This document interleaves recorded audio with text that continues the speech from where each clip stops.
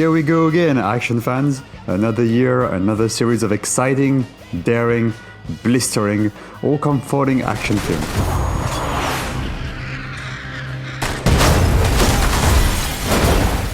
2022 was a massive year for the genre, which blossomed in all corners of the world with striking features that pushed the envelope, conquered the hearts of cinephiles worldwide, took us by complete surprise, toyed with our expectations, challenged us to move out of our comfort zone, or simply delivered the kinetic goods.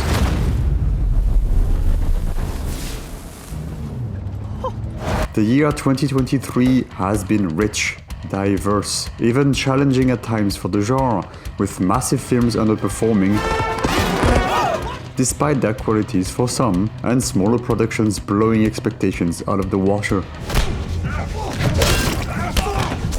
Just like we did last year, I thought it would be good to review the past 12 months of action at the movies.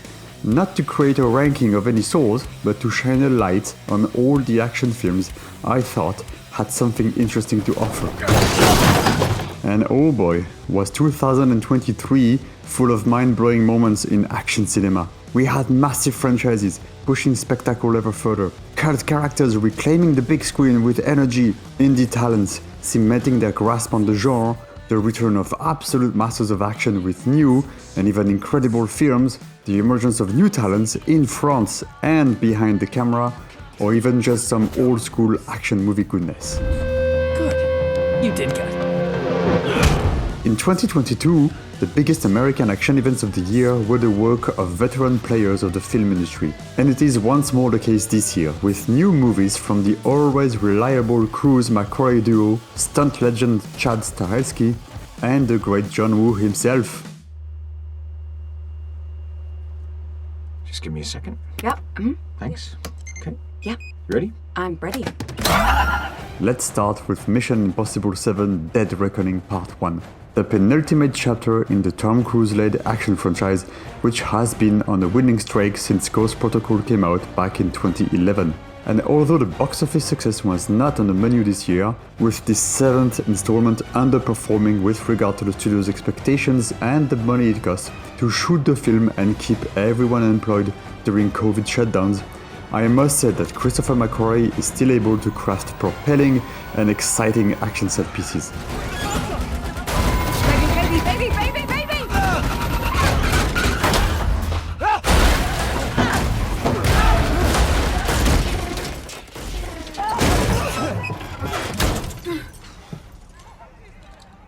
Wait, what?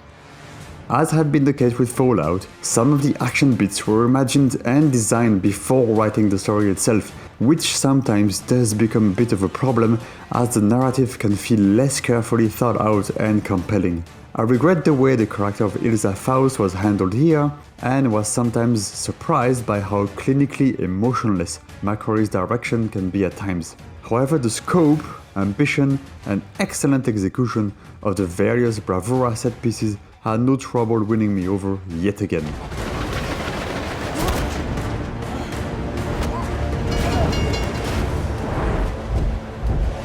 It felt at times like the film's team was paying homage and expanding on their own personal obsessions within the genre, particularly with how the train sequence drew and reworked classic moments in action cinema.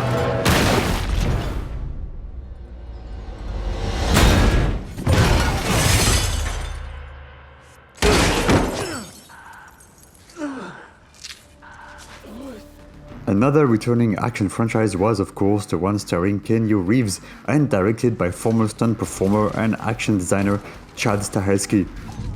Mr. John Wick in the flesh. John Wick Chapter 4 was among the most highly anticipated actioners of 2023, and it seems to have satisfied most fans of the genre.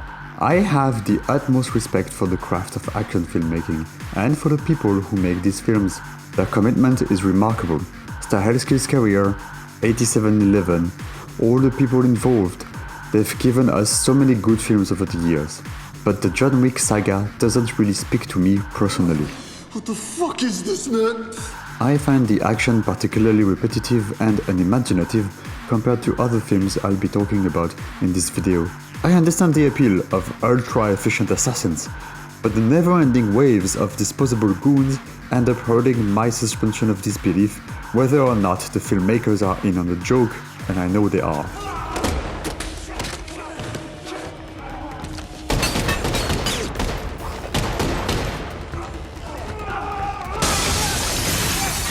I think the action design generally lacks dynamism, save for a few exceptions of course, such as the aerial unbroken shot of the apartment gunfight, which purposefully takes inspiration from video games like Hotline Miami and Hong Kong Massacre.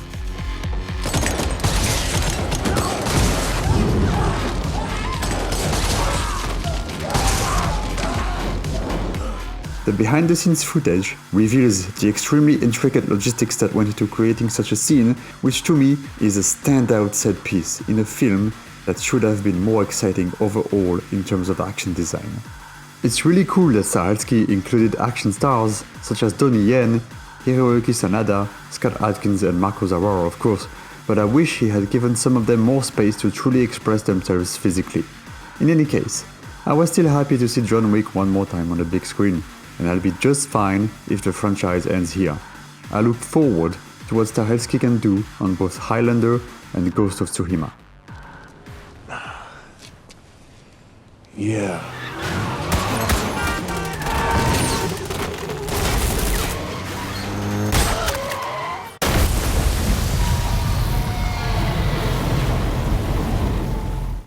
The reception for John Woo's return to American cinema has generally been mixed to negative, but it turned out to be one of my favorite films of 2023. After the young Taylor dies of a stray bullet following a gang shootout, his father Brian narrowly escapes death but loses his voice.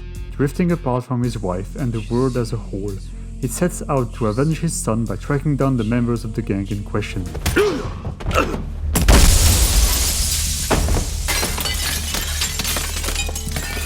The film is devoid of dialogues, which is the perfect opportunity for Woo to play with the visual language of cinema. While some ideas in the first 15 minutes or so don't always work as intended, the film finds its footing after that.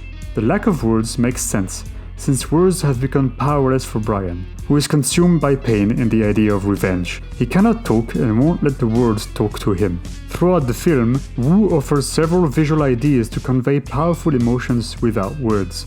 Be it in the symbolism of a balloon flying away, the smoothness of a devastating dream filmed in one take, or the ballsy match cut from a tear to a bullet.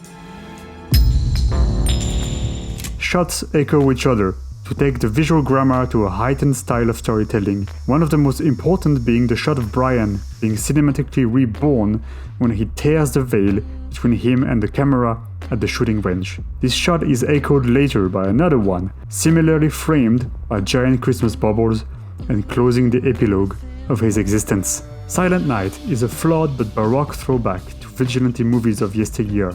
It only iconizes its protagonist to pull a role reversal immediately after. Brian's leather jacket slow-mo scene is counterbalanced by his imitation of Mad Dog in Hard Boiled, the following scene. He's a shell of a man, incapable of living or even pretending to be a cool action hero. When John Wick puts two in the body, one in the head, Brian puts two in the body and then runs out of bullet in a John Woo movie.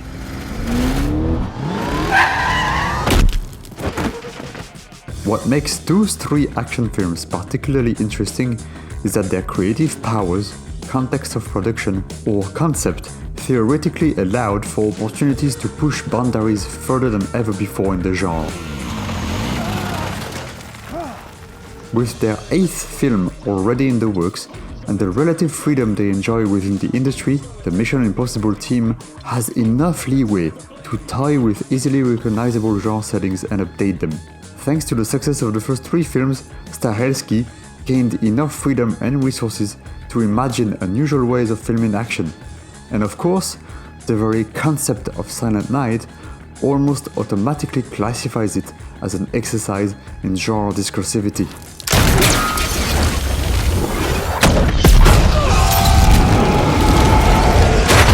While Cruise and McCrory remain generally convincing in their attempts at constantly upping the ante of mostly practical action spectacle, I wish they took this risk-taking approach to the writing as well.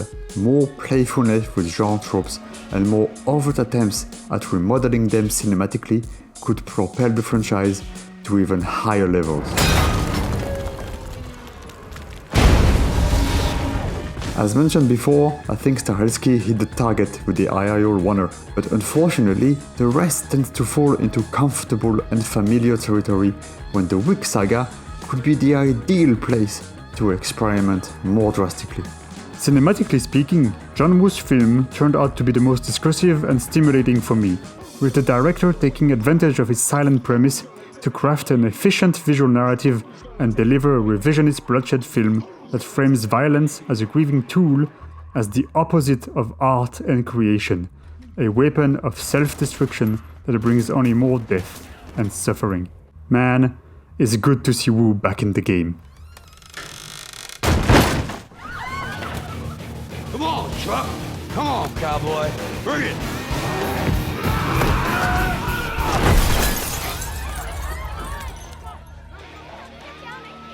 Get him a beer when he wakes up. Other American action veterans made their comeback this year with diminishing returns both financially and artistically. The Expendables 4, starring Jason Statham and including such action cinema legends as Sylvester Stallone, Dolph Lundgren, Iko Uwais and Tony Jaa, is a complete misfire, wasting the majority of its cast and offering up mediocre action scenes that were mostly edited to death.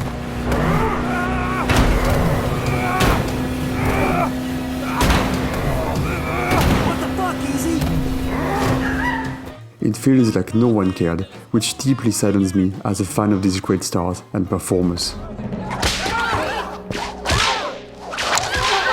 Get back.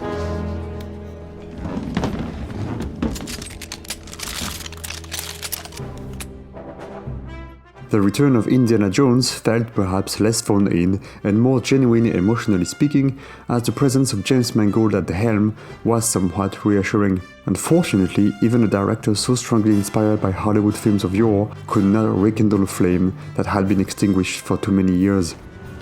Those days have come and gone. The Dial of Destiny therefore dutifully takes us through the motions of adventure films, multiplying its action set pieces at a frantic pace on the train, on the road, on the washer, and even in the air.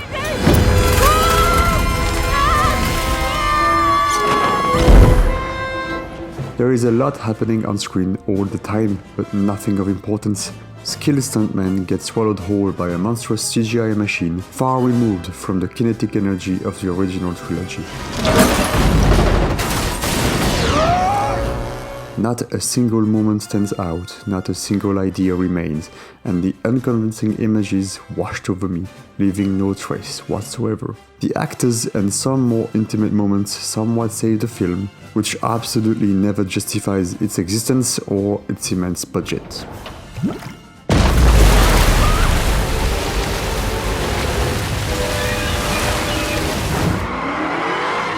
Everybody stay clear. I got this. No, we got this. Speaking of obscene budgets, the one for Fast X soared to unprecedented heights, only for the film to be barely saved from being unwatchable by Louis Leterrier. I am not a fan of the director, but it feels like he managed to salvage a sinking ship of aggrandizing egos and cardboard cutout characters by turning in a more or less watchable film. I couldn't care less one way or another about any scene in this movie, but I must admit, I was expecting much worse following its production problems.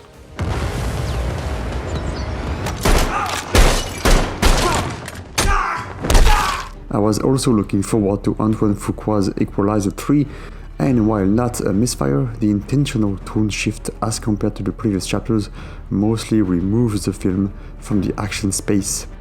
Denzel is still Denzel, however, and we do get a couple of absolutely gnarly outbursts of violence. Okay. Okay, chop it off. Chop it off. Let's do it. One American blockbuster I did not expect to be as entertaining as it was Dungeons & Dragons: Honor Among Thieves from directing duo John Francis Daley and Jonathan Goldstein. While far from being among the best action films of the year, it fares better than most Hollywood blockbusters. What madness is this? It was refreshing to see a fantasy film that is not embarrassed to be what it is, devoid of cynicism but not of humor, and solidly crafted by people who seem to care about the lore and the characters. Michelle Rodriguez's fights, in particular, are quite delightful, combining impactful action with efficient visual gags. It doesn't reinvent the wheel, but it's just a good, fun time at the movies.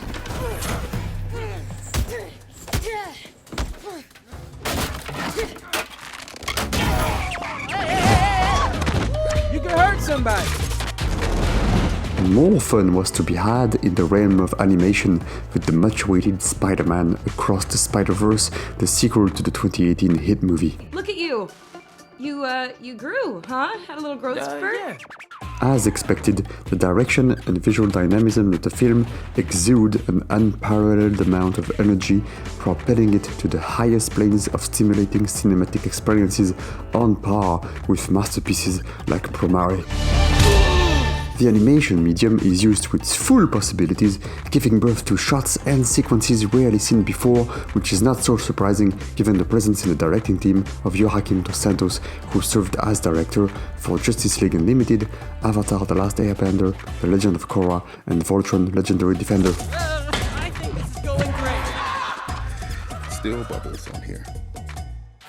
Unfortunately, the script was a big letdown for me, leaning too much into the meta-dimension of the canon events to the detriment of characters and narrative efficiency. Still, the visual tour de force alone makes it a must-watch for anyone remotely interested in animated films or action in general.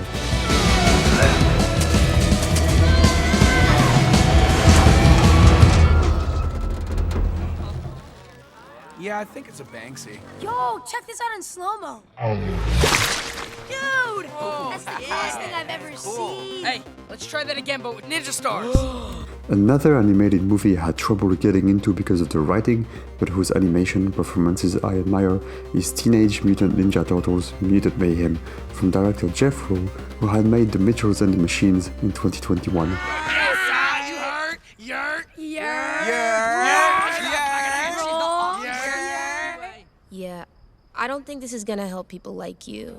The Seth Rogen humor made it difficult for me to enjoy the ride, as I find it mostly grating, but that is a matter of personal preference, and I was able to lean back on the voice actors' performances and the exciting visuals. Partly walking in the footsteps of the first Spider-Verse movie, this new TMNT adaptation offered an interesting style closer to some of the comic books and even included some Jackie Chan style fighting in honor of the man himself lending his voice to Splinter, which was really cool.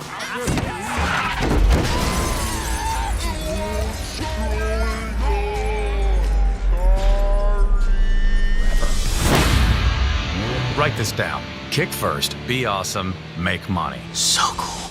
To stay in the spirit of the 80s, and if you don't mind less polished animation, the yearly Mortal Kombat Legends animated film, this time titled Cage Match, is all about the origin story of Hollywood action star Johnny Cage. Neon lights, synthwave sounds, kung fu, secret cults, and demons. It's a breezy, easy watch that never fails to entertain.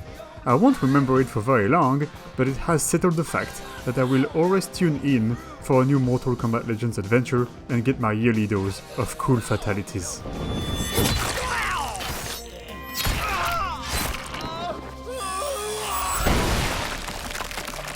Oh, come on! 이 새끼가 여기 있었네. 이런 씨발.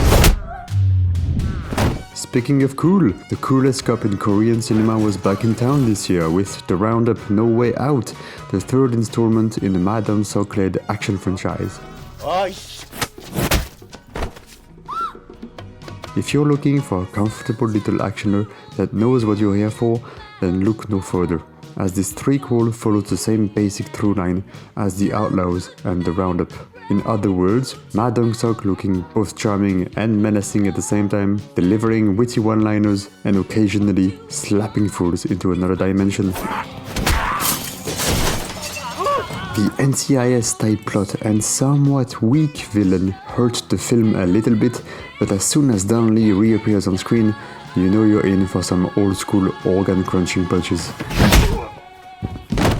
So all in all, more of the same, but when the same is entertaining, why not? 주세요. 누워 있어. One of my most anticipated films of the year was Smugglers, the new blockbuster from Ryu Seung-won, who is among my favorite directors. It turns out that this new outing is actually not an action film in spite of an action-oriented marketing strategy. Smugglers is a comedy drama that unfortunately has too many characters and a meandering script. But it does feature a single 5-minute long action scene, which easily trumps most of the competition. The close quarters knife fight is among the most intense and cleverly choreographed we've seen in months, taking full advantage of the set and reveling in the various emotions action filmmaking can convey, proving to be in turn exciting, funny, and painful to watch for the characters.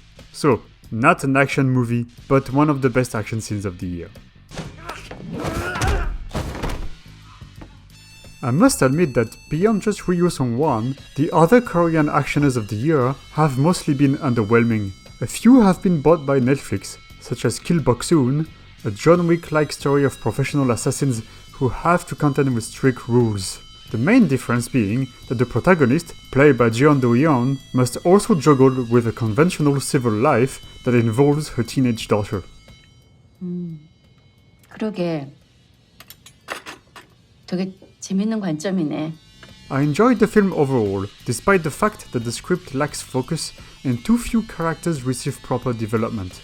However, the action is brutal and efficient enough, especially in the apartment fight scene, even though the directing ends up being a bit too showy for my taste, as it keeps relying on pointless, sometimes annoying camera movements.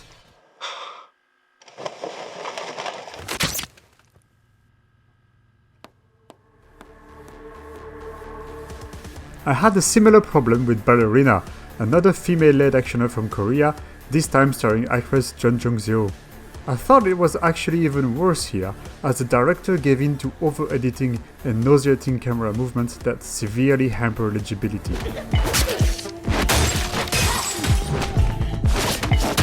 I can't say that the cinematography or the script compensated in any way. I know the film has found its audience and that's great. It just wasn't my cup of tea.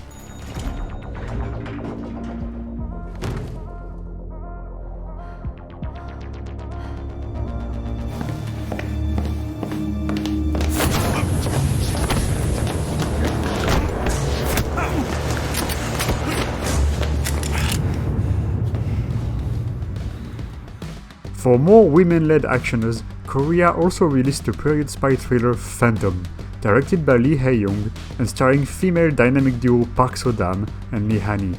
It was a much more satisfying watch.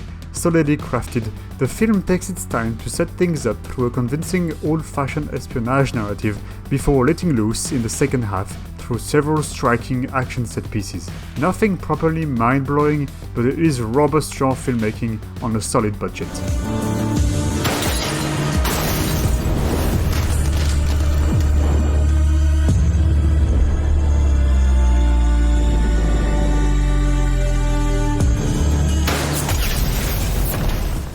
I won't be as positive about Brave Citizen, a small-scale film in which a former boxing champion turned schoolteacher puts on a mask to fight injustice in the streets.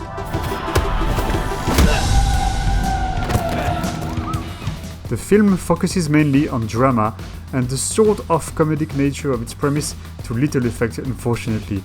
The tone is always goofy, which is a strange choice, as it never really makes for engaging cinema. The three fights are quite good without being particularly remarkable. We get good choreography, but the editing is slightly too tight at times.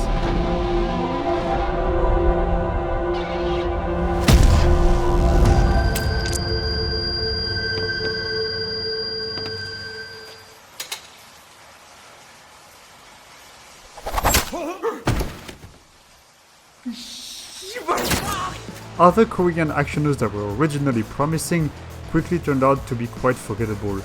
For example, there was The Child, a thriller drama with strong performances, but which script is bloated, predictable, and too sparse in action. The final showdown is a competent demonstration of Korean craftsmanship, but it's too little too late.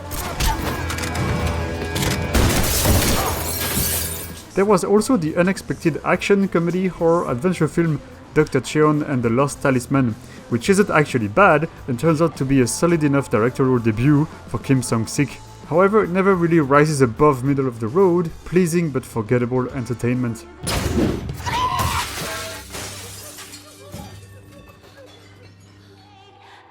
Far worse, in my opinion, was the messy, discombobulated Believer 2, a hyper-violent but stateless, cliched and unengaging sequel to the 2018 Korean remake of Johnny To's Drug War. The gunfights are competently packaged, but it doesn't save the film as a whole, in my opinion. Train to Busan director Yeon Sang-ho also made a discreet comeback on Netflix this year with his sci-fi action film Jong-i, a strangely contained and unambitious tale of robot wars and AI uprising. The writing is the film's own worst enemy, as things progress flatly between moderately entertaining action scenes. The final one, set in and around a suspended train, certainly has its place here, but I wish it had concluded a film with actual ideas beyond genre clichés. 파이팅!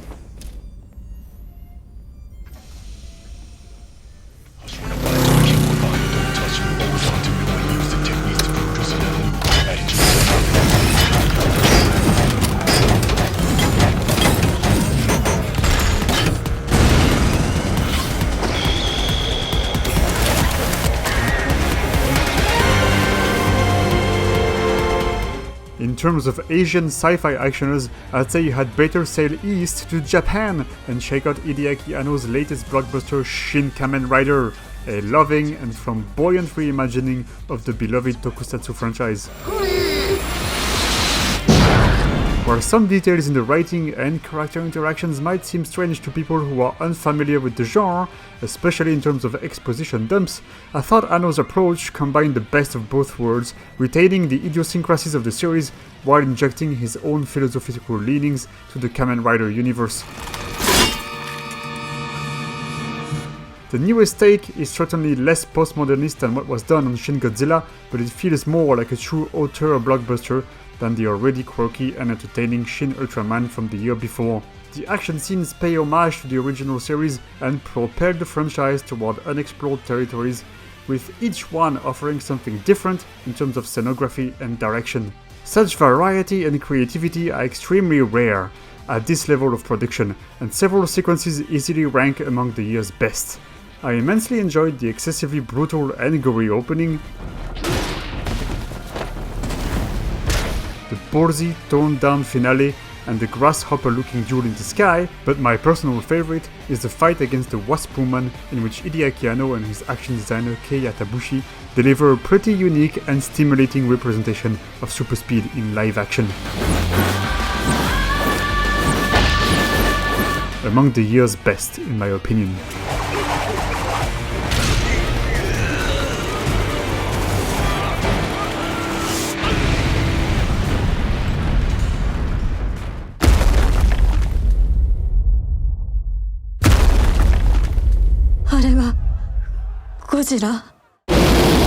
Speaking of Godzilla, the King of Monsters made a comeback this year with a new Toho production, the first since Shin Godzilla in 2016, the latest reimagining, entitled Godzilla -1, and directed by visual effects expert Takashi Yamazaki, the director of Returner and Space Battleship Yamato, among other things, goes back to the roots by setting the action in the immediate aftermath of World War II.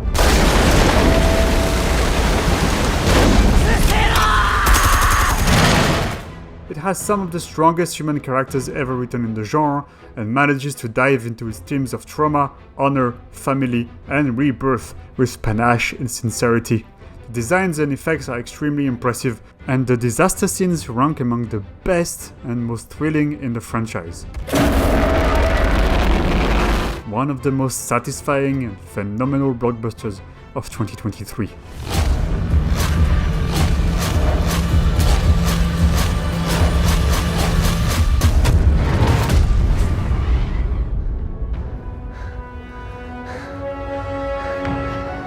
れが本物の戦場か。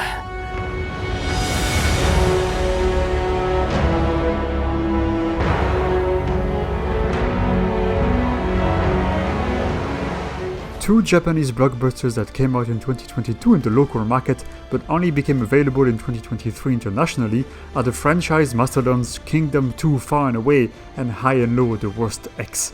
The former is a sprawling period war film, filled to the brim with action, so much so that character development greatly suffers. Director Shinsuke Sato is a very competent craftsman, however, which makes the film an enjoyable watch, even if some battle scenes could benefit from better framing and editing at times.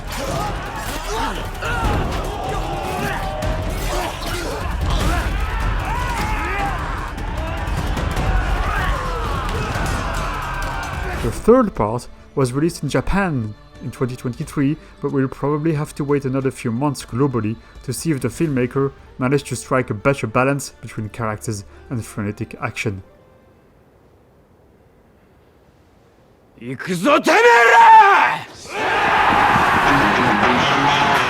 High and Low The Worst X is the sixth action movie in the famous Yankee franchise, created by a boys band collective called The Exile, and which started as a television series and expanded into many formats, including concerts, books, mangas, and so on. While the high school delinquent genre has existed in Japan for decades, with long-running movie series such as Bebop High School, the High and Low franchise has cemented itself as a major landmark in this specific niche thanks to its uninhibited melodrama and world-class action scenes.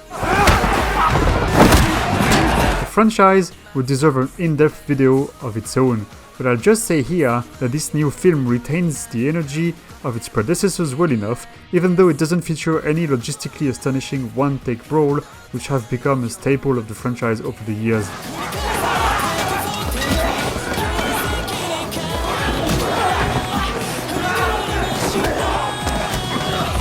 The melees remain charmingly brutal and well designed, and they manage to give each important character their defining moment through action. They can keep making these films for decades, because as far as I'm concerned, I'll be watching.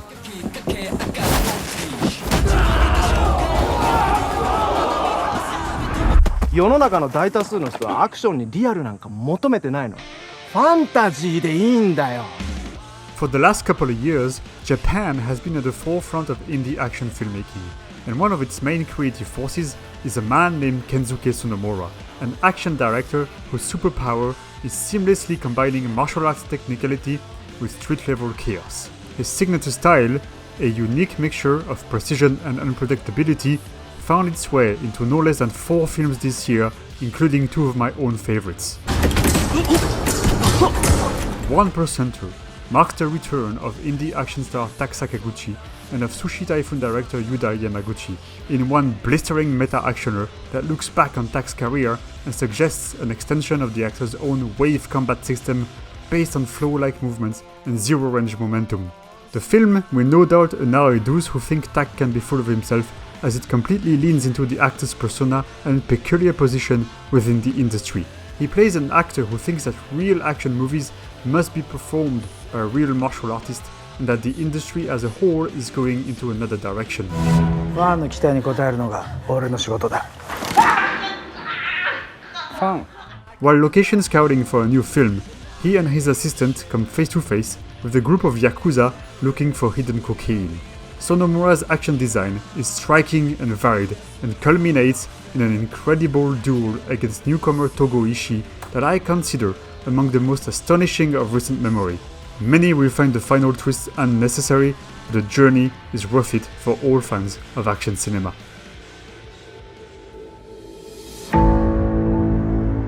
佐久間俊郎さん、あなた俳優、アクション俳優ですよね。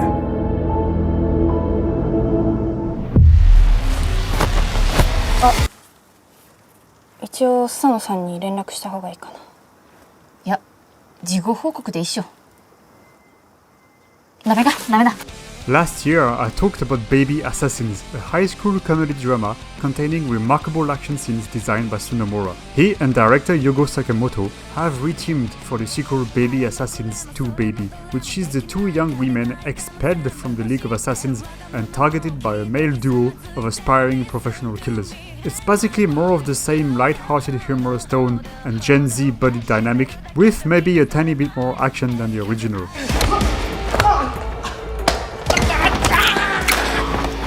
Those who liked the first installment should thoroughly enjoy this one.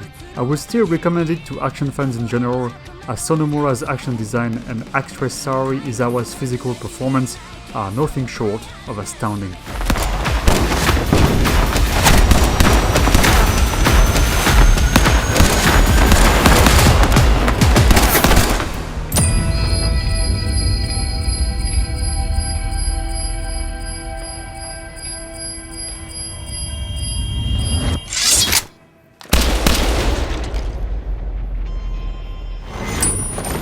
Sonomura's third film in 2023 was Jigen Daisuke, a film set in the Lupin III universe, with actor Tetsuji Tamayama reprising his role from the 2014 adaptation. Although based on a known IP, the film has a modest budget, but makes the most of it, relying on style and cool ideas.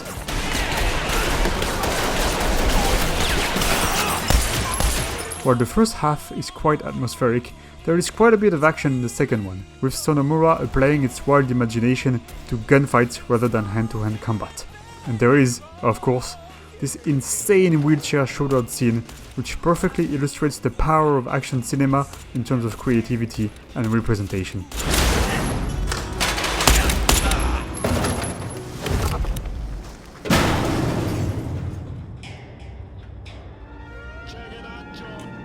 Finally, Sonomura directed the action in Hard Days from filmmaker Michihito Fuji, which is a remake of the 2014 Korean film A Hard Day. This is the least action-oriented film of the four works from Sonomura this year, as the plot develops like an intense thriller. The film somehow manages to be even more radical at times in its attempts at turning the protagonist's life into an absolute ordeal.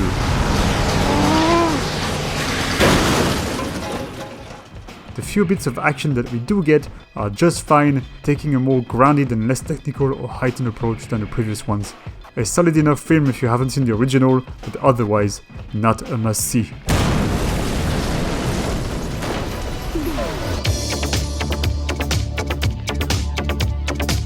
Other Japanese mid-budget or indie actioners of varying quality emerged on the market in 2023. There was the decent enough Knuckle Girl, a South Korean co-production and adaptation of the eponymous webtoon. There was also Yugo Sakamoto's amusing Green Bullet, the sequel to his documentary-style Kunioka assassin film. There was also Okanumoro-san, a low-budget action horror hybrid with grand ambitions but poor execution, although it's always a pleasure to see Saori Izawa move on screen. There was also Yu Nakamoto's low-stakes slit-mouth woman adaptation called Sensei is Kushizake Onna, a very contained and oddly paced film, which concludes, however, with a genuinely impressive action showdown. I can also mention Rageaholic, a strange dystopian crime drama that ends in truly violent fashion,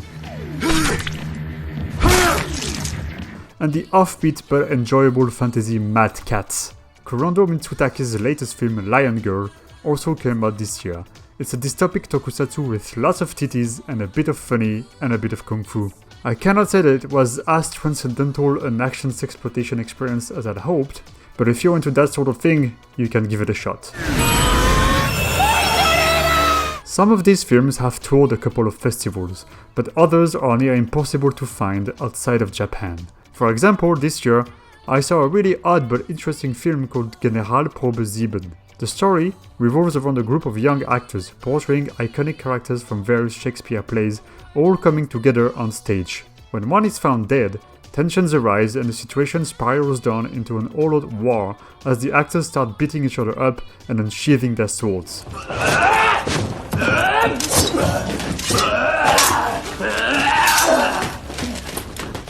It's quite obviously a small production, mostly taking place in 2 locations, and the action design itself isn't really anything to get excited about. But it does attempt to harness the stage-like nature of sword fights, turning the violence into a kinetic manifestation of the unavoidable rivalry between actors. It's not a hidden gem, but if you ever happen to come across it, you can give it a chance.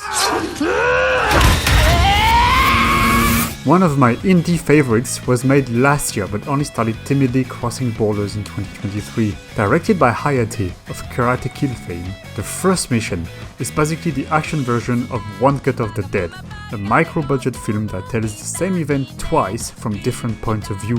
First as a linear action scene shot in long takes totaling over 20 minutes, then as snippets of skirmishes taking place outside of but near the main battle. Full of approximations and mistakes, the film runs on sheer energy, displaying a remarkable willingness to entertain with close to no resources. The insanity of the project, the impossibility of its execution, the commitment of the actors, it all works together to create one of the most flawed yet charming and ambitious indie actioners of recent years.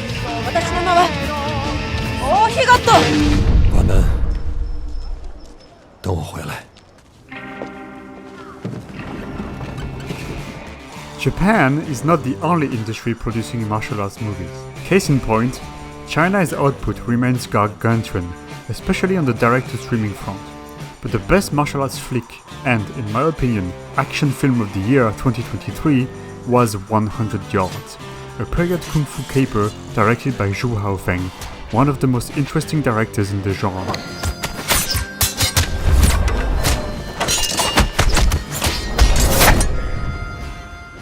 Set in 1920 Tianjin, the film centers around a series of escalating duels between two possible heirs of a martial arts master. 100 Yards is a gem of formalist perfection that features some of the most elegant on-screen fights in years. I hope it gets a wider release in the near future.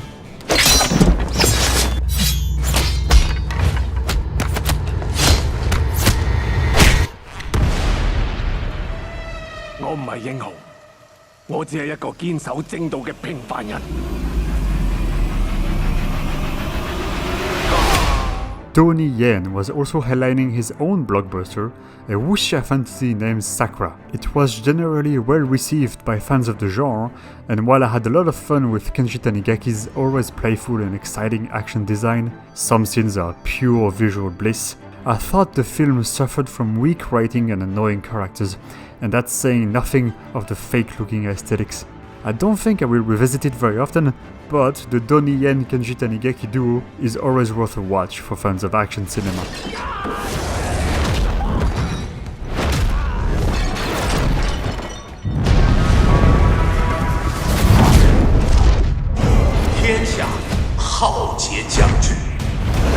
Creation of the Gods Part 1, A Kingdom of Storms, is the first part of a long-delayed fantasy trilogy about the birth of the Chinese civilization as we know it. Generally more grounded than anticipated, this initial installment goes the court drama route before embracing wuxia shengwai tropes.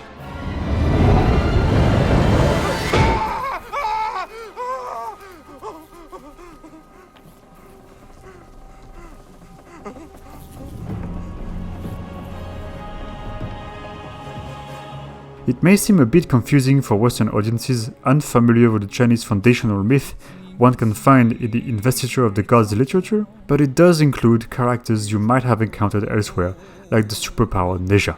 The intimate, efficient skirmish on the snowy mountain that opens the film ranks among the most memorable scenes of the year.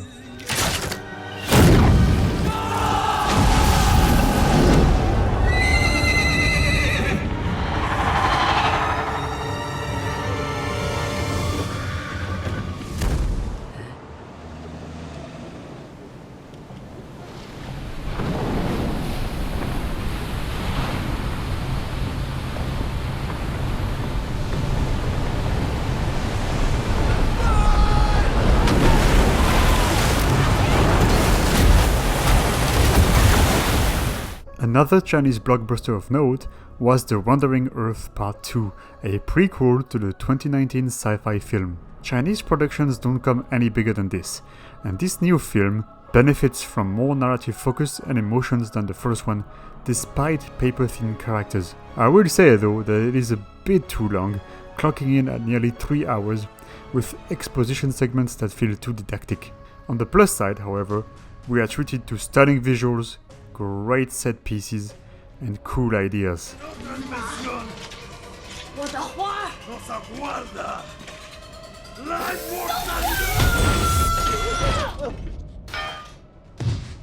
Between this and Spider-Verse, it seems 2023 was the year of space elevator action.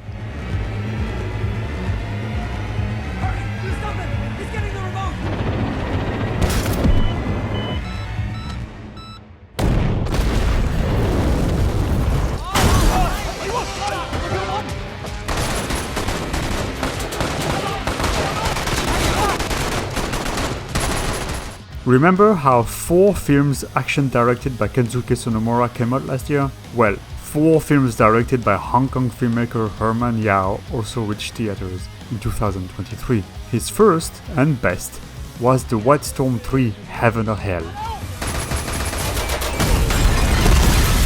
Look, here's the thing. I have mourned the old Hong Kong cinema of the 80s and 90s. It no longer exists, so I have stopped looking for it. But man, Herman Yao sure can still deliver balls-to-the-wall action set pieces wrapped up in undercover morality plays with heroic bloodshed tendencies. Lau Ching-wan is still the master on screen, and it's always a pleasure to see Louis Ko and Aaron Kwok. The final raid and battle are a delightfully big-scale throwback to a time when Hong Kong action cinema held nothing back, and is pretty insane in its relentlessness. So, ugly cinematography and needlessly convoluted timeline aside, White Storm 3 is a ton of fun.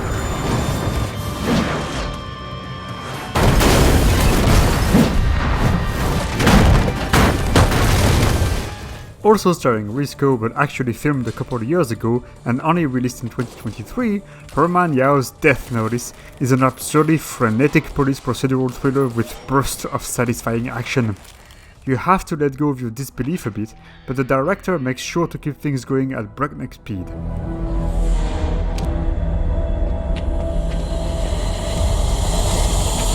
This was followed by a raid on the Lethal Zone just a couple of weeks later, an Ichii production that is badly hurt by its weak writing and setup. The film isn't that much fun for the most part, but Yao turns the final act into an action disaster film epic, the likes of which we rarely see on streaming platforms.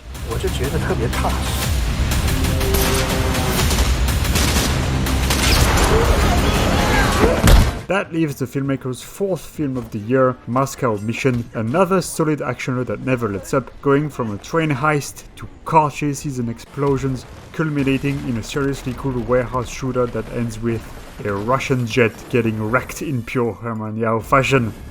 The insane pace makes it difficult to catch every plot detail on first watch, and the characters are interchangeable, but I definitely had a great time watching this.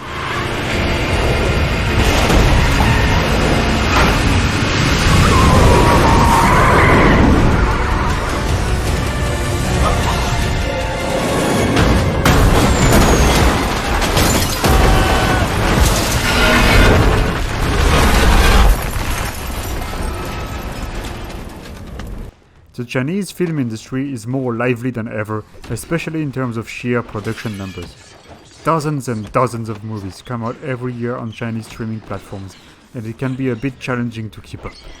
A handful of these films were worth checking out in 2023, especially Qingpeng Fei's Northeast Police Story 2, the sequel to a little small-scale gem of an actioner that came out in 2021 and displayed exceptional craftsmanship and a spectacular sense of geography. The follow-up adapts the bigger and faster formula, delivering more highly kinetic fights in all sorts of settings, but ends up being extremely impressive in the way it exploits lack of space to come up with exciting action design.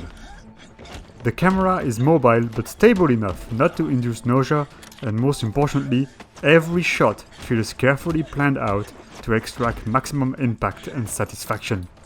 Che Moi once again knocks it out of the park and cements his position as the leading Chinese action star on the direct-to-video market.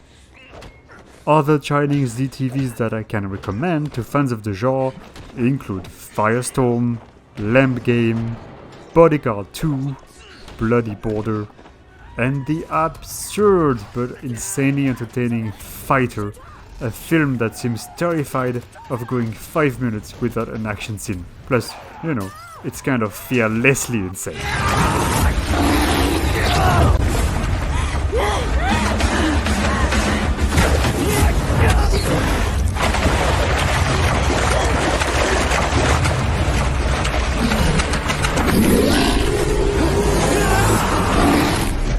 Direct-to-video productions are thriving the world over, and sometimes reach heights even high-budget blockbusters cannot.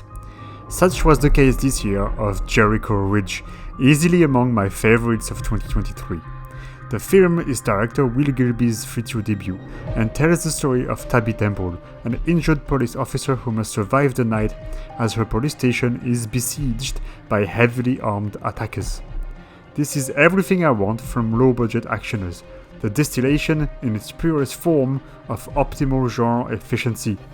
Clear stakes, simple but layered characters, frantic pace, limited exposition, and constant edge-of-your-seat tension. Gilby's script is a thing of wonder, a continually renewed series of setups and payoffs that provide maximum stimulation and satisfaction to the viewer.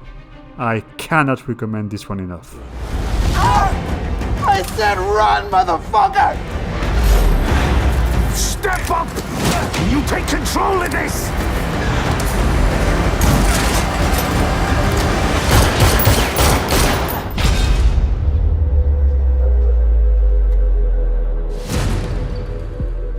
I didn't know you were back from the army. No one does. And what brings you to me? Other UK actioners included the unexpected but very satisfying Jackdaw, a moody neo-noir thriller unfolding in the so-called industrial Rust Belt of North England and punctuated with solid action set pieces that prove once again that visual efficiency has nothing to do with financial means. I particularly enjoyed the fact that the protagonist keeps his helmet on and barely utters a few words throughout the first half of the film, thus giving more importance to the visual grammar deployed by the film. A little bit like Silent Night, I suppose, but a lot more grounded and atmospheric. Also recommendable, but not as impressive, was the British action thriller Deadshot, about an IRA member travelling to 1970s London to avenge the murder of his wife by the British. The film is well crafted and keeps the momentum going quite nicely, even though the only memorable sequence will probably be the big mid-film set piece. I particularly liked how the script smartly treated the chasm and the bridges between the black and the Irish experience in the UK at the time, but the script could have gone much farther, politically and emotionally speaking. Can't run away from this.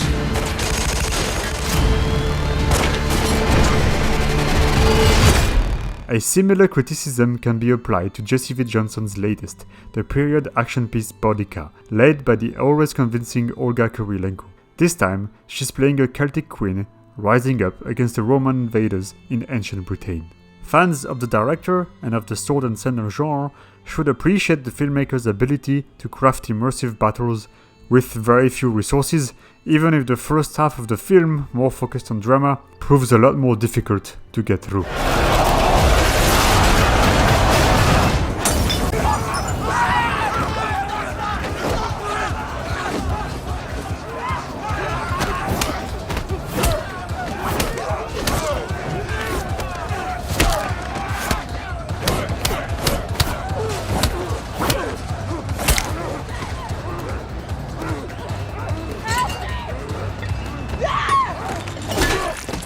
Perfunctory writing plagued other otherwise enjoyable action films. Sam Hargrave's Extraction 2 came and went on Netflix with less fanfare than I had anticipated, even though the Chris Hemsworth actioner promised to up the ante from the original installment. It's hard to find much worth defending in the script and much less in the way the characters are handled, but the film's focus is after all on action, and action it delivers.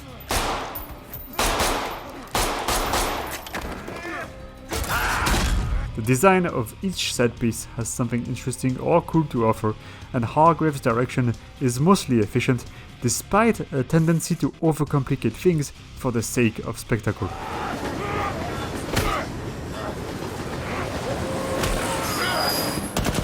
I couldn't check out every American DTV actioner of the year unfortunately, but of those that I managed to see, William Kaufman's The Channel stood out. Kaufman is known among fans of the genre for the quality of his tactical gunfights, and the long heist that opens this new film is no exception. The narrative and the characters are also much stronger and coherently written than usual for the director, so I'd say if you're into gritty, urban, low-budget fare, you could do much worse.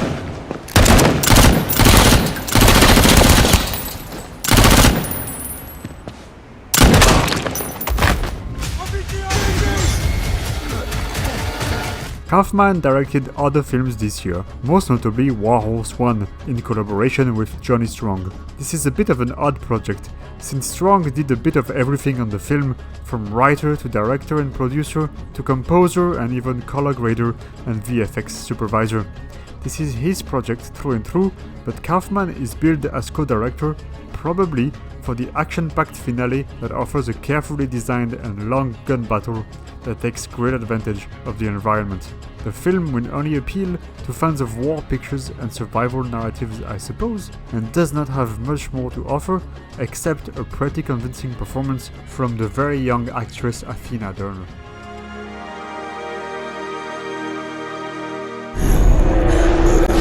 Everything all right, John? No, everything's not all right. There is a hook in me. War movies set in the desert made a comeback this year with two big releases, the first of which was the surprisingly solid The Covenant from director Guy Ritchie. His other film, Operation Fortune, was pretty awful, but The Covenant, starring Jake Gyllenhaal and Dar Salim, turned out to be a tense, focused tale of survival and rescue with competent actors and toned-down sensationalism. Above all, its thematic focus is all about getting at least one good thing out of the complete clusterfuck that the war in the Middle East turned out to be, and that is giving this one human a chance, which considerably ups the emotional stakes. You think I have a choice? No one is coming to rescue us. Kandahar, another war picture with ambitions, was a lot less remarkable, going for a more run-of-the-mill approach. It is competently made and stars Gerard Butler, who I'm always happy to see on screen. Get down!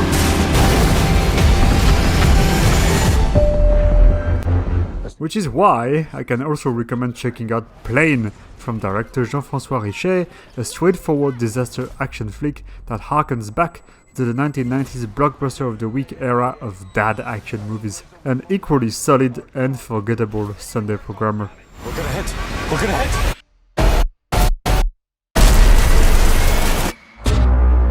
Hey, my man, can I help you? Let me get an autograph. Nah, I ain't signing no autographs, but you get off my car. You don't remember me, huh?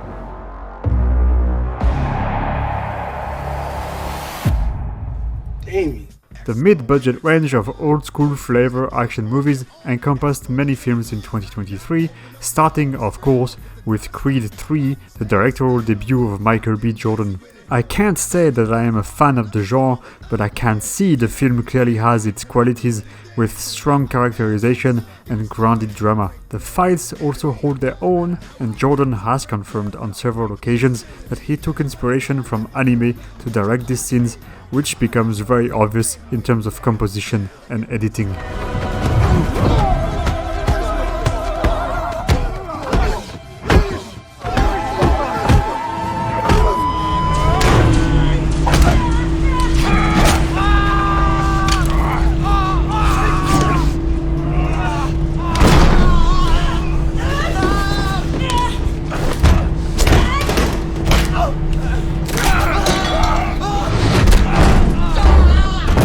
Small to mid-budget actioners thrived all over the world in 2023, so let's go on a bit of a global tour.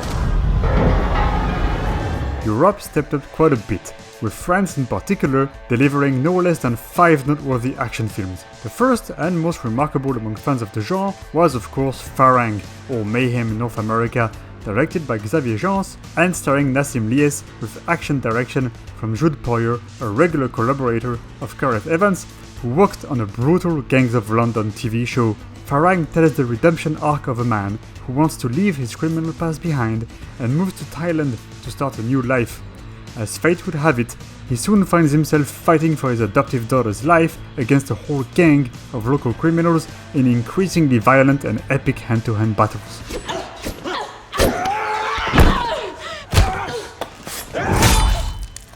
While I remain circumspect about some of the narrative choices, particularly with regards to the way the film seems to start twice, with a long prologue that wasn't necessarily needed, Farang embodies a new dawn in Xavier Jean's career, who comes out of the experience a much more mature and efficient storyteller than before. The action should satisfy most fans of kinetic cinema, combining brutal and borderline sadistic choreography and kills with very dynamic camera work that follows the movements of the performers. Jean himself confirmed that shooting such technical fights as the elevator fight in Farang took days at a rate of 45 seconds of usable footage for each day of filming.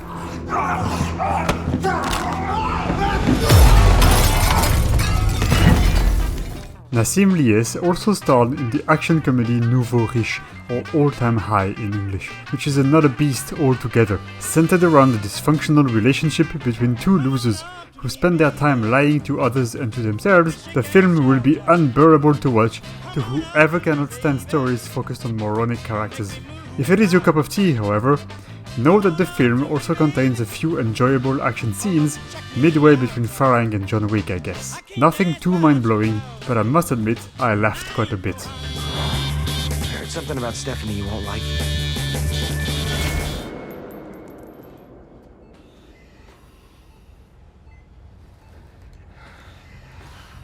What are you doing in France? Another French actor with 2 action credits to his name this year is Alban Lenoir, star of the Lost Bullet franchise, this time headlining the films AKA and Antigang 2 La Relève. AKA was directed by Morgan Dalibert, who worked as a cinematographer on Lost Bullet 1 and 2. This time, Lenoir plays an undercover cop who gets attached to the son of a crime boss and splits his time between moments of brooding and moments of violence. The few action scenes are mostly fine, and since the tone of the film is very dark and grounded, it's hard to actually extract much joy from them, even when you try to do things differently, like with the security camera footage.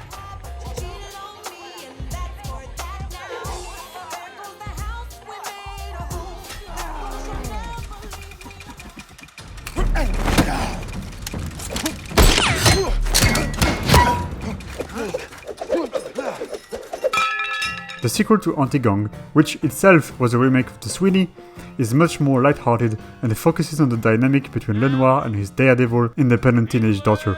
There's less action than I would have liked, and the humor is very hit or miss, but everything works just about well enough to keep us entertained. We'll see Lenoir again next year in the new adaptation of The Wages of Fear from director Julien Leclerc.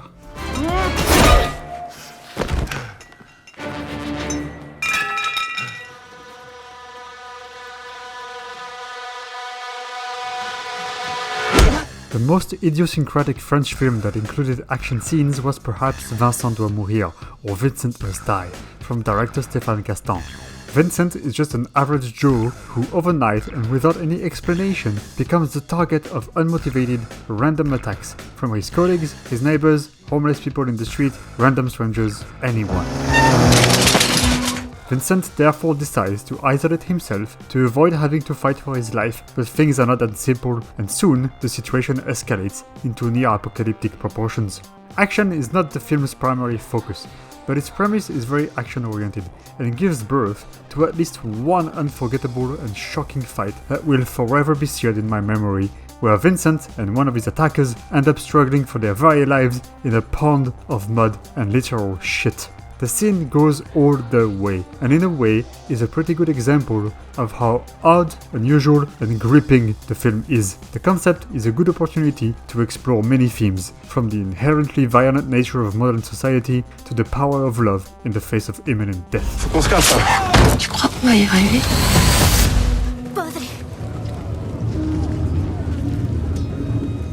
In neighboring Spain, 2 surprising and captivating films emerged in 2023. The first was Irati, a period fantasy tale set in the 8th century when a pagan warlord makes a deal with dying deities to protect his land against the Christian invaders. The Basque language film is a luxuriant production that takes full advantage of its Pyrenean setting and smartly explores the pagan roots of the region, offering an epic elegy to these ancient gods that had all but disappeared from people's minds, thus bringing them back to life. It's an incredible act of creation and also a tour de force of project management, the director managing to make a €4 million film look like it cost 4 to 5 times as much. The film is less about spectacular action than haunting imagery and atmosphere, but I must recommend it to anyone watching this video.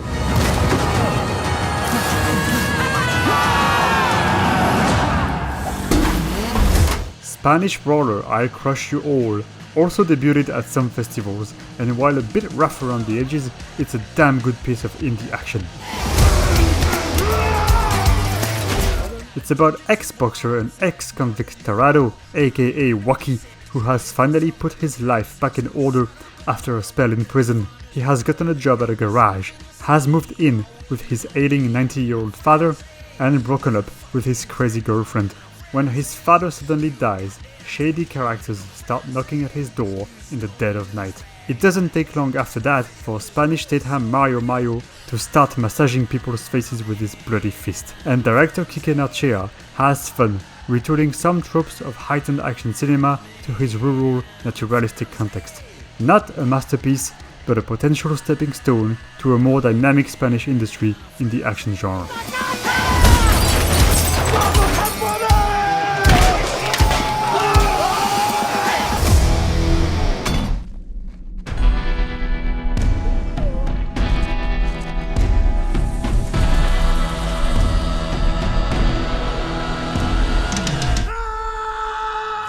Other European action films of note in 2023 included Sisu, a Finnish World War II period film about a solitary gold digger that crosses paths with a bunch of Nazis, whom he decides to eliminate one by one after they steal his gold.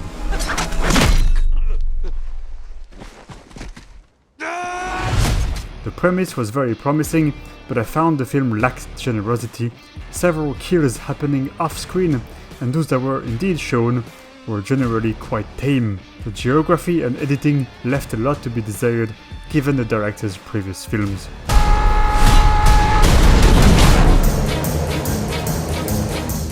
Jesus. The German Netflix production Blood and Gold also involved gold and Nazis and included a couple of cool action scenes with solid camera work. It's nothing exceptional overall, just an entertaining B-movie that, again, for some reason, holds back on the blood, even though it is in the title.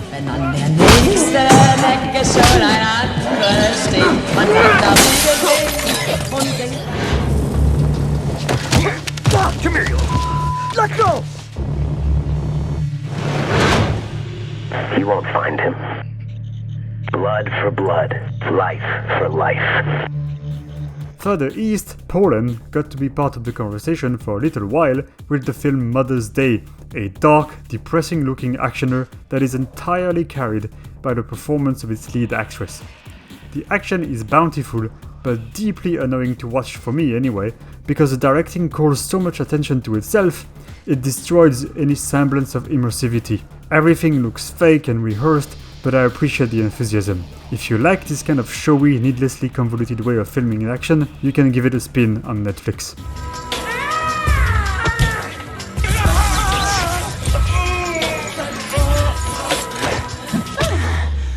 Fewer Russian films reach international shores since the war in Ukraine started, but one of the few that did was Grom Boyhood, a prequel to the superhero film Major Grom.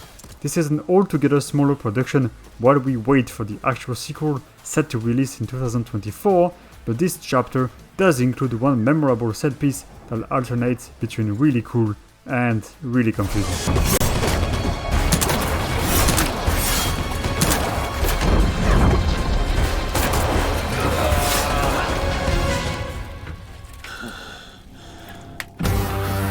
Let's now go further south, as Egypt has a very long and rich history of action filmmaking. These works rarely reach Western markets however, but last year's super production, the biggest in the country's history, Kira Well Gen, finally became available worldwide, on the Shahid streaming platform.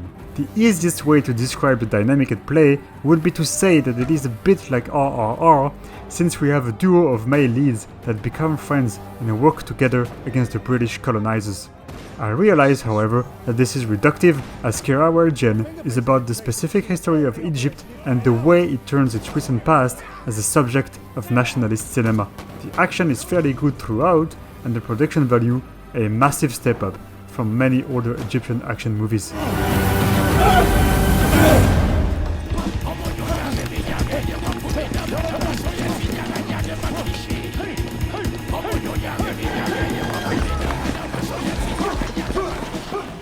At the other end of the continent, in South Africa, Netflix produced I Number 2, a sequel to the extremely cool heist thriller I Number from 2014. This follow-up goes the bigger, faster, louder route, not always to great effect, as it seems to have lost a bit of its unique personality. The action is good enough to pass the time, and the characters are quite engaging. It's nice to see African industries continuing to forge a path forward with the action genre.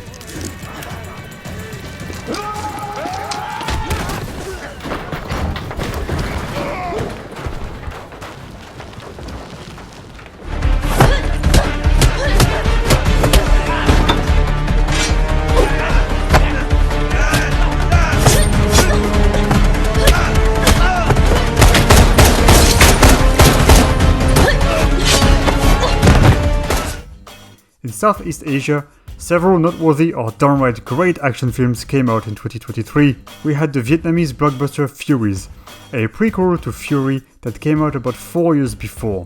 Directed by Veronica Nglar herself, who also plays the antagonist, the film is a high-octane thrill ride of action and depressing story beats, drawing up a picture of a chaotic, sleazy, and hopeless Saigon where women must use their bodies sexually or violently to affirm their existence. The action ranges from exciting to dizzying, with some CGI work looking unfinished, notably during the motorcycle chase, and a busy approach to action filmmaking that threatens to take the audience out of the film.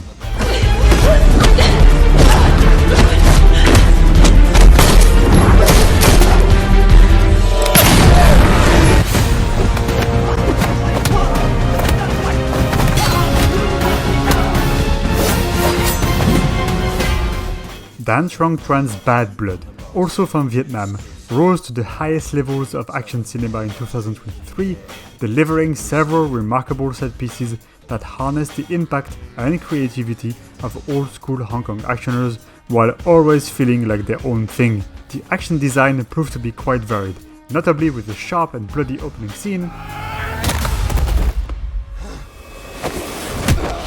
a colorful, creative museum mid-film piece,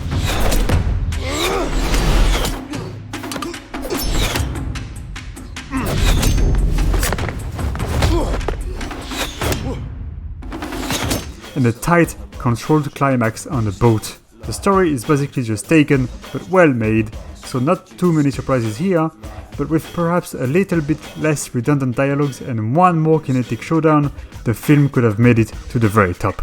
An impressive directorial debut. I will certainly be watching Dan Tran's career.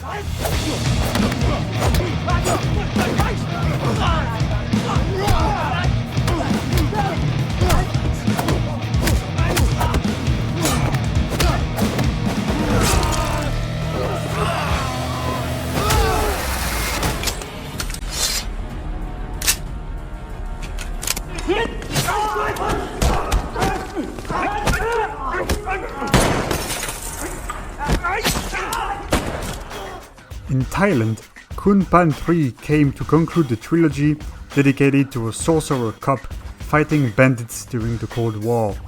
It is a bit too long, and the action is not always really well filmed. The film concludes on a 25-minute long set piece that is quite enjoyable, harnessing the qualities of many classic action tropes.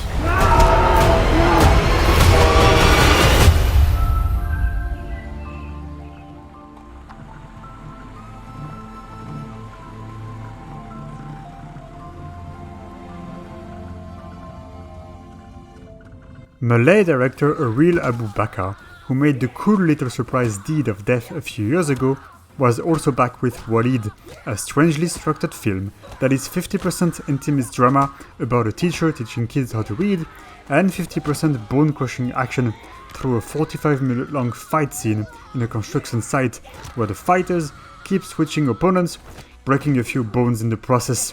Lots of effort was into it, and I admire the ambition, but the execution is very uneven, going from impressive stunts to poor editing.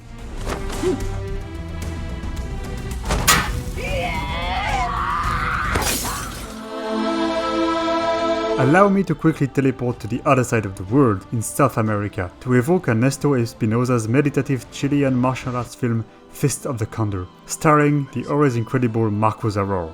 It's about a pair of twins, one good, one evil, who want to use the power contained in an ancient martial arts manual. I wasn't a fan of the film, but it must be said that the project to make a Chilean Shaw Brothers-like flick with such carefully crafted fight scenes is of course worthy of praise. Personally, the episodic structure and the discombobulated narrative made it a bit hard to watch, so I couldn't get into the film, but the work is on the screen and it absolutely deserves the support of the action fan community.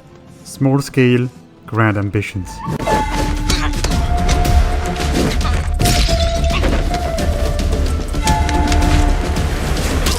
Eran verdad todos los mitos sobre ti.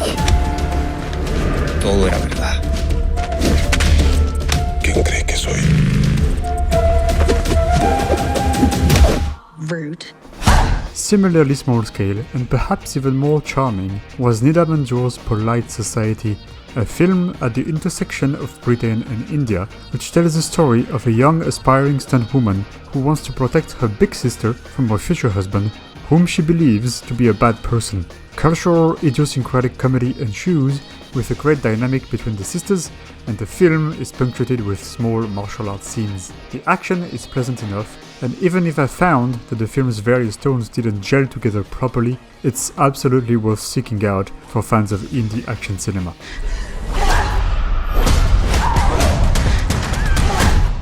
Speaking of India, I think it's time to call in the big guns now. With multiple industries, India is among the countries that released the highest number of action films in 2023.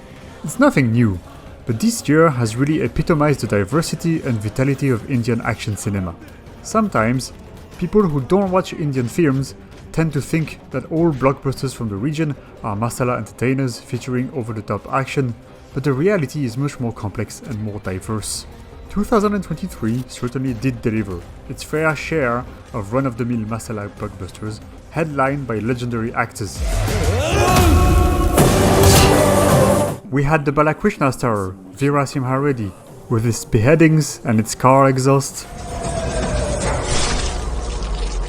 The unhinged Rajinikanth-led Jailer and its nice little knife gun, or the Chiranjeevi vehicle Walter Vihaya and its boat anchor. All these films are fine and offer small moments of entertaining madness, but they never really go beyond the known formula of Indian blockbusters.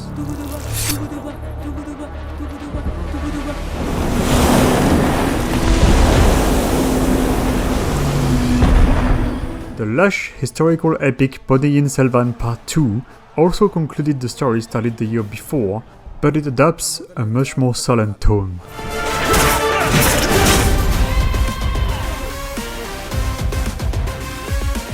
Two films continuing the YRF spy universe came out in 2023, namely Tiger 3 and Pathaan.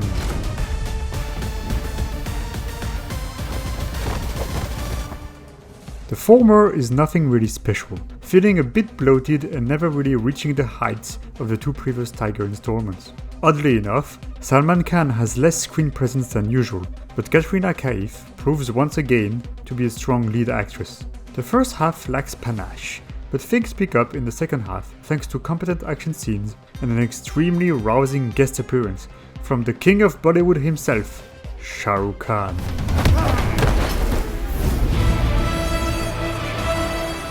Pathaan came out a few months before Tiger 3 and also cultivated the connection between the stars, but the film, directed by Siddharth Anand, proved to be more exciting with better chemistry between its leads.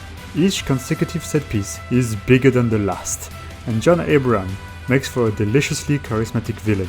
Shah Rukh Khan completely owns the screen, of course, and he actually did it several times that year, with a second all-conquering blockbuster.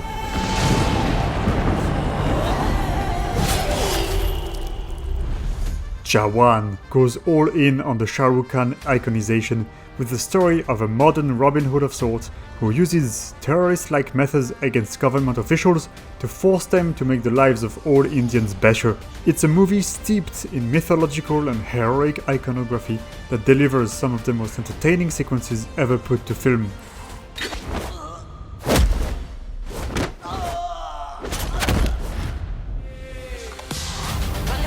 The action scenes, which mix traditional masala moments and more hard-hitting episodes, are bigger than life and methodically designed to elicit big reactions from the audience. It's a cinema of pure, simple, authentic emotions that feels like watching a year's worth of blockbusters all rolled into one. जब मैं villain बनता हूं ना, तो मेरे सामने कोई भी हीरो टिक नहीं सकता.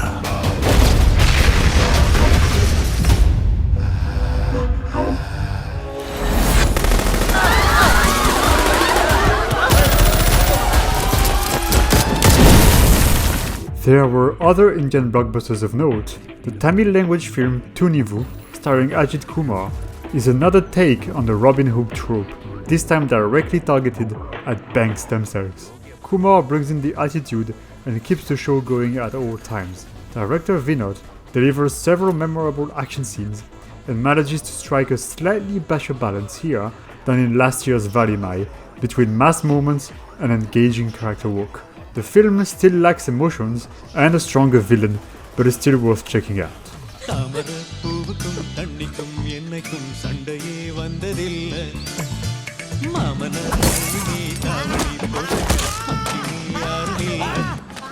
Still in Kollywood, 2023 marked the return of prodigy director Lokesh Kanagaraj, the mind behind the excellent Vikram and Kaiti and the very pleasant Master.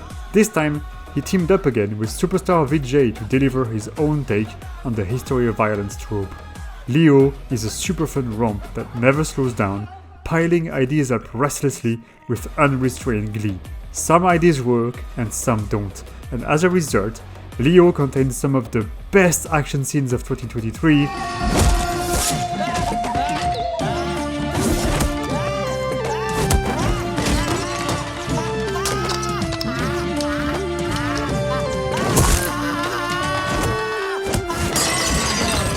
As well as some of the worst.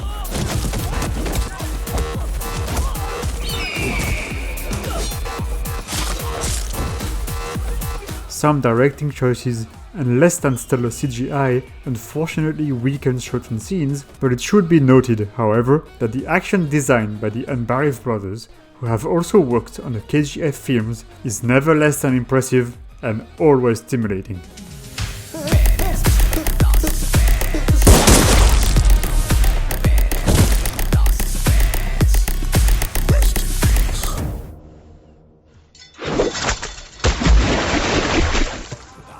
I will not be listing all 2023 Indian actioners here, as it would take much too long. But among those that tried to offer something different or managed to stand out for me, there was Maviran from director Madhoni Ashwin. The film leans on a cool concept and quirky, funny execution. A cowardly comic strip artist starts hearing a narrating hero journey voice after attempting suicide, and slowly becomes a hero himself against a corrupt and inhumane construction industry mogul. The first half is hilarious, and the movie delivers 3 very cool action set pieces with conceptual action choreography. For sure, it's 30 minutes too long and sometimes badly written, but the voiceover gimmick spices things up and makes for an overall better superhero origin story than most.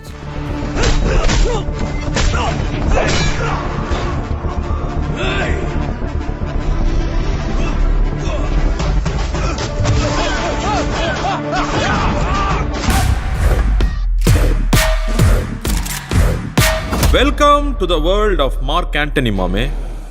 Next was Mark Anthony, a bonkers, high-energy masala time travel gangster action film that relies heavily on fun and actors' charisma to justify its runtime. It turned out to be highly entertaining, with seriously unforgettable scenes such as the dance fight where the character metaphorically transforms into a horse, a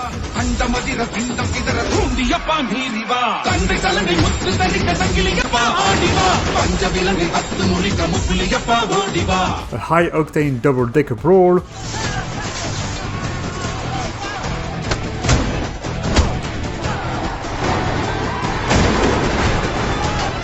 and a bigger-than-life, no-holds-barred finale. Nothing makes any sense, but that was kind of expected. The film unfortunately includes some seriously cringe homophobic moments, which spoils the fun a bit. Telugu superstar Balakrishna took me by surprise with Bhagavan Kesari, a film in which he goes full feminist mode and eventually teams up with his adoptive daughter to dish out slaps into crowds of fools. The action design is nothing too exceptional and well within the frame of masala blockbusters, but the dynamic and energy on display make for solid entertainment. Telugu director Boyapati Srinu is the uncontested master of turbo masala stylistic overdrive. In Skanda, he once again shows no inhibitions, relying so much on slow-mos that some action scenes almost become experimental moments of kinetic still photography. Srinu solidifies his position as one of the most extreme filmmakers in the masala school of action, and also as one of the best directors for audacious musical numbers, here choreographed by none other than the legendary Prem Rakshit, whose work you've also seen in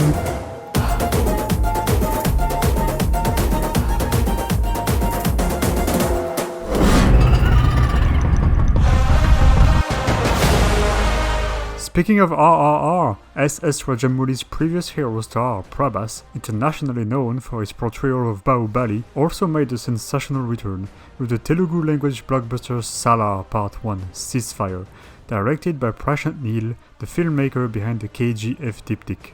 Salar is set in a fictional city and tells the tale of Deva, a tribesman who must help his closest friend fight for control of the city. The story is expansive and a bit tortuous, more interested in world building than character development. My main issue with the film is that Neel shapes his narrative like a massive build-up with very little payoff.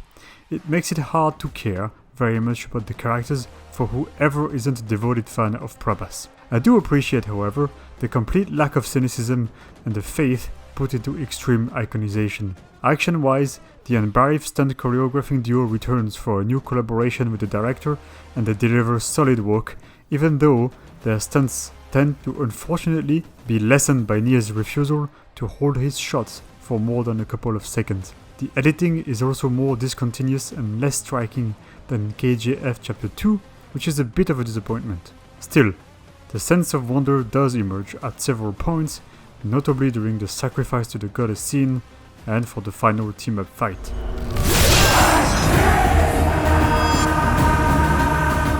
Roll camera action!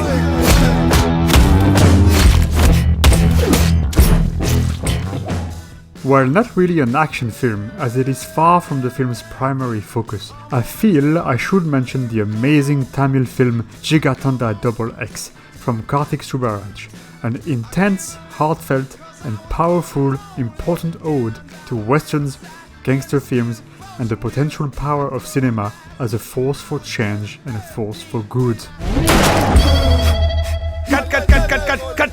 Structured like a traditional mass entertainer, but boasting exceptional formalist qualities, the film uses the tropes of thrillers and actioners to build a devastating account of political and cultural injustice that elevates cinema to a weapon of cultural preservation. A beautiful, powerful, must-see film, in my opinion.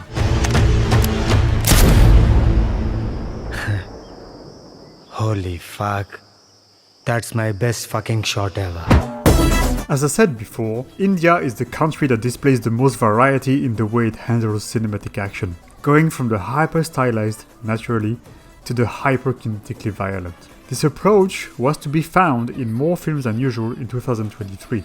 Veda, for instance, from director A. Harsha, is the bloody, bone-crushing, merciless story of a father and daughter going on an unstoppable killing spree to avenge the acts of rape and murder that their family has endured. Blades slash tirelessly, sending liters of digital blood flying across the screen. Victor Mukherjee's Lakat Baga tells the tale of an animal lover who decides to make a stand against traffickers using his knowledge of martial arts. The end result is a bit awkward, as the actors are probably not professional fighters, but the style sometimes harkens back to Thai action cinema.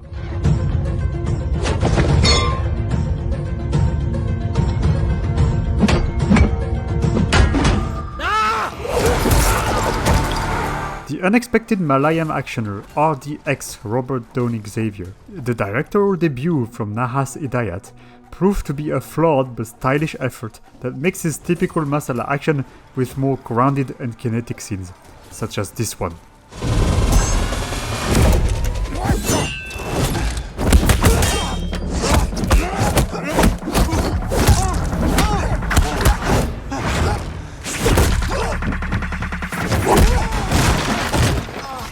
It benefited from the action design by the Anbariv brothers, whose work was also featured in Neo.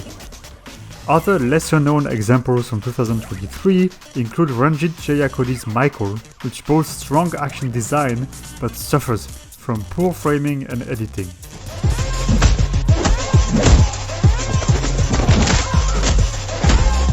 It also includes the newest remake of French thriller Sleepless Night, called Bloody Daddy, which unfortunately looks like a 2-hour-long music video.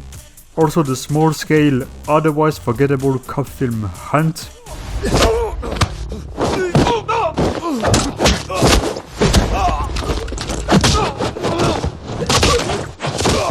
I'd be remiss not to talk about one of the major action scenes of the year, the product of a mind torn between genius ideas and provocative mindset. I am talking, of course, about the pre-interlude massacre in the Sandeep Reddy Venga directed, Ranbir Kapoor starring Animal, a 3-hour-long exercise in alpha male macho cinema provocation that centers on the lifelong quest of a man for his father's love.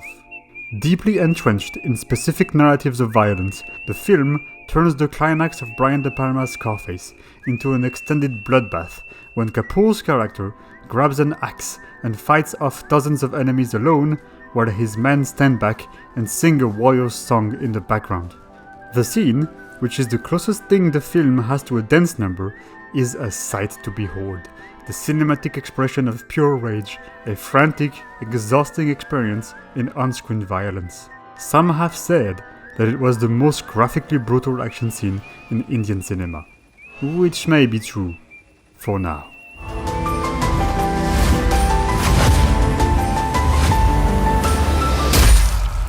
This leads us to the much discussed but unfortunately as of yet little seen in Hindi extreme actioner, Kill.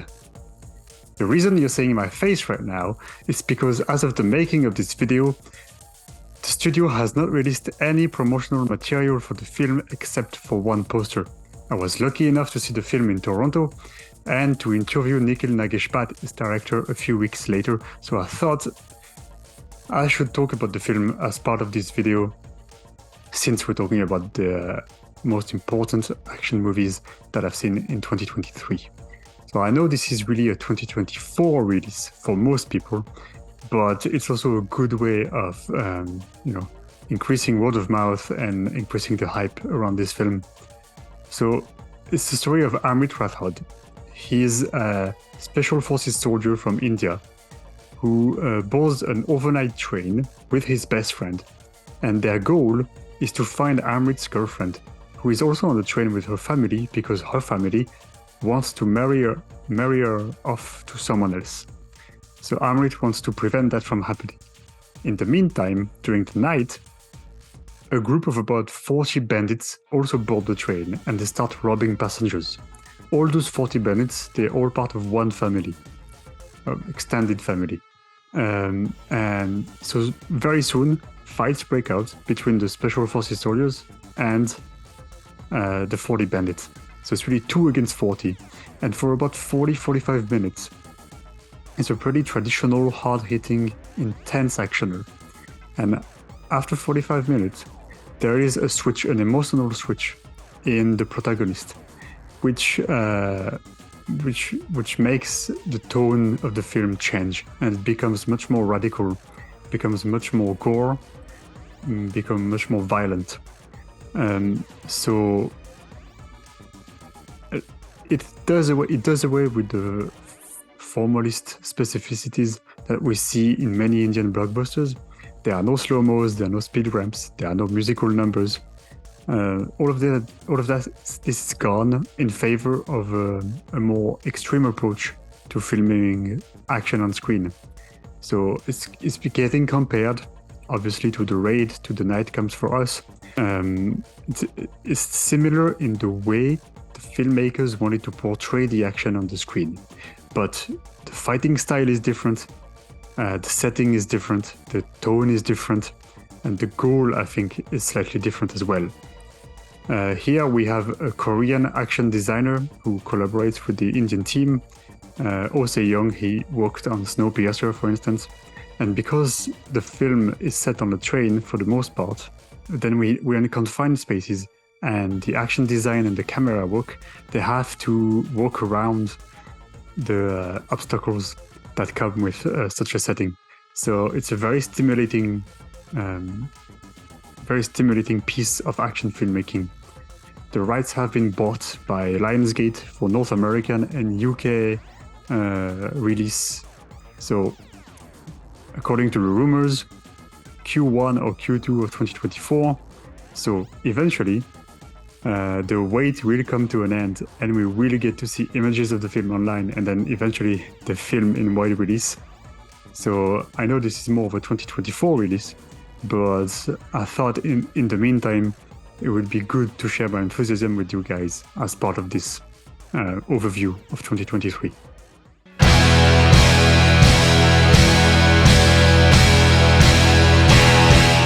A little bit over 100 action movies are talked about or mentioned in this video, and we are far from having covered everything that came out in 2023. The action genre has never been so alive, so much so that it's difficult to keep up, even for someone as obsessed as me with action films and cinema in general. Some people that are not fans of the genre tend to think of action as a monolith, but overviews like this video showcase the immense diversity of the genre.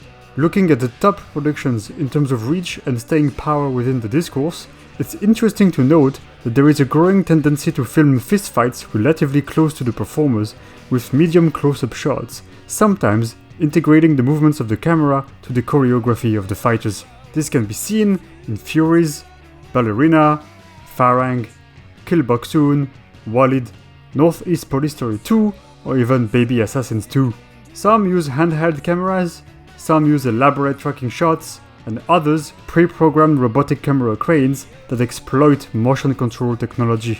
But I feel the decisive difference lies in the ability to stabilize the image enough to avoid disorientation and in the efficiency of the editing. I think Northeast Police Story and Baby Assassins did it best this year. Drones are another relatively recent addition to the arsenal of action filmmakers, and while nobody has stopped the High and Low series so far, films like 1%er, Leo, and Believer 2 have made good use of the technology. It can be tricky with hand-to-hand combat set pieces, because while quick drone shots are helpful to present the geography of a location efficiently, the longer the shot goes on, the less immersive it tends to be, taking on a more neutral, observing dimension. It tends to work better if the fight involves dozens of opponents in a particularly sinuous environment, or during large-scale gunfights and car chases. The action genre never gets boring because the level of craftsmanship and the quality of the stunt work simply never stop growing. This year was like a competition in breathtaking stunts, and clearly the stunt professionals and community are thriving and should be extremely proud of their work. The danger, so to speak, is always that some films can turn into demo reels. In my opinion, what sets the truly astonishing films apart from the rest is the directorial vision. Substantial or formal discursivity is the key to carving an action film's name in the pantheon of the genre, and the year 2023 has been rich in interesting experiments. I've said it before, but I'll say it again. Zhu Haofeng's 100 Yards absolutely buries the competition because there is a clear artistic, narrative, and emotional intent behind every decision.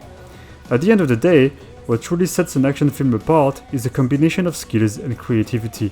2023 has been rich in creative moments for the genre, with directors delivering large-scale stylistic experiments and pushing the boundaries of regional industries. We also got meta-reflections on the power of action in cinema, attempts at fusing dance and violence more organically together, works that explored silence as a motivator for visual musicality, and original uses of technology to convey the impossible. I cannot conclude without mentioning some spectacular action scenes seen in non-action movies. We had the one in Smugglers, which we already talked about, but there was also the Tony Leung vs Wang Yibo fight in Hidden Blade, a propulsive moment of suspense and slightly heightened action. And of course, the astounding fight in David Fincher's The Killer, a template of striking choreo, efficient framing, impactful sound design, and controlled editing. Shame it's a bit too dark, and tonally feels like it belongs in another film.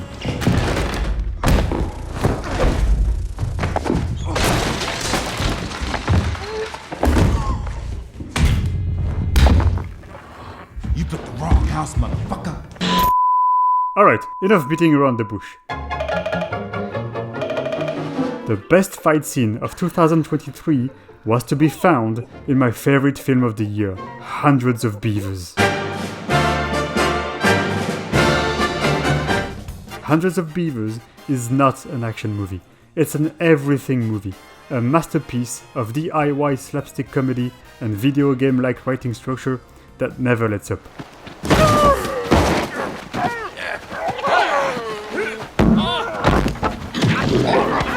I thought I was going to die of laughter and of admiration, marveling at the way the filmmakers accomplished so much with so little, and at how every detail builds up to the finale, itself a masterpiece of silent action cinema that includes the best bar brawl I've ever seen. Hundreds of Beavers coming in wide release in 2024. Remember it.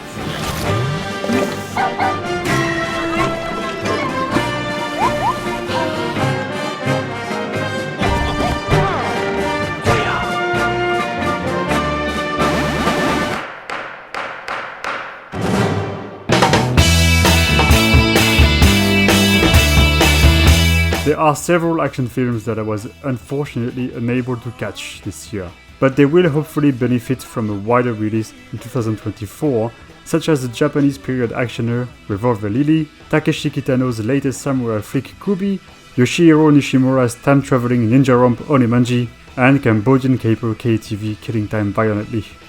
2024 is already looking like an exceptional year for the genre, with new films from masters George Miller, Gareth Evans and Soi Chiang, among others, in the pipeline.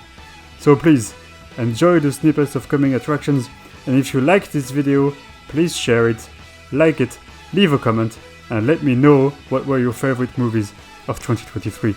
Thanks for watching.